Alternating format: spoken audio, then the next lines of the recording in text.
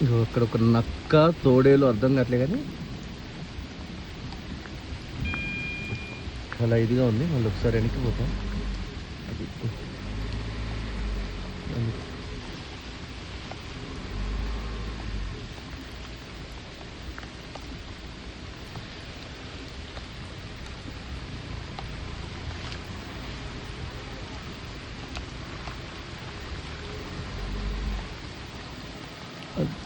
చాలా దూరం వెళ్ళిపోయింది.